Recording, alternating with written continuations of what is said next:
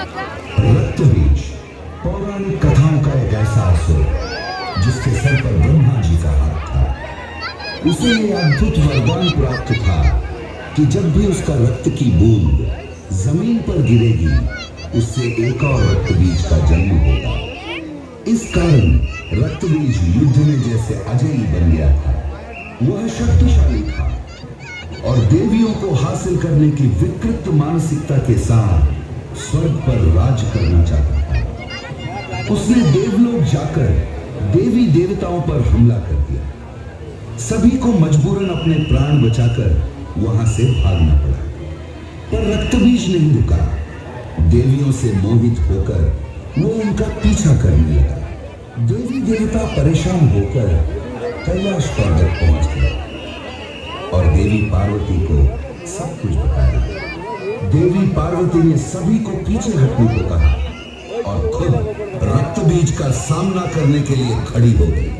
रक्तबीज ने जब कैलाश जाकर देवी पार्वती को देखा तो वो उन पर मुग्ध हो गया। देवी पार्वती ने उसे लौट जाने का आदेश दिया।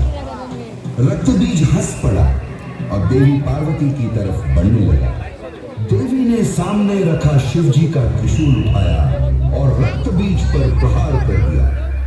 परिणाम स्वरूप रक्तबीज के शरीर से रक्त टपकने लगा और फिर ब्रह्मा जी के वरदान के अनुसार रक्त की हर एक बूंद से एक रक्तबीज का जन्म हुआ। ये देखकर देवी कोपित हो उठी और सारे रक्तबीजों पर हमला कर दिया। इससे कई और रक्तबीजों का जन्म हो गया। देवी पार्वती का क्रोध अब आसमान छूने लगा था। वो अपने गुस्से पर काबू नहीं रख पा रही थी। जब उनका गुस्सा चरम सीमा पर आ गया, उनका शरीर काला पड़ने लगा। आंखें खून से लाल हो गई और देखते ही देखते देवी ने भयंकर रूप धारण कर लिया। पूरा ब्रह्मांड इस शक्तिशाली भयानक देवी की गर्जन से हिल गया। वे राक्षस जो पराक्रमी देवी के सबसे निकट खड़े थे, उनके गर्जन से ही भस्म हो गए। बाघ की खाल पहने हुए, हाथों में प्रतिशोध की तलवार लेकर, नरमुंडों की माला पहनकर विकराल रूपी महाकाली प्रकट हुई। वो इतनी भयानक थी कि रक्तबीज डर के भागने लगा। मां काली ने एक भयंकर गर्जन किया और रक्तबीज के पीछे दौड़ने लगी। काली मां ने शक्तिशाली प्रहार किया और वो एक एक करके असुरों को निर्मम तरीके से चीरने लगी। पर उससे और रक्तबीज पैदा होने लगे। वह ऐसी क्रोधित मां काली, उनके क्रोध से सारा संसार जलने लगा। उन्होंने एक हाथ से रक्तबीज के सर को पकड़ा और तलवार से उसके सर को धड़ से अलग करके उसे खप्पर में रख दिया ताकि एक बूंद रक्तबीज धरती पर ना गिर सके।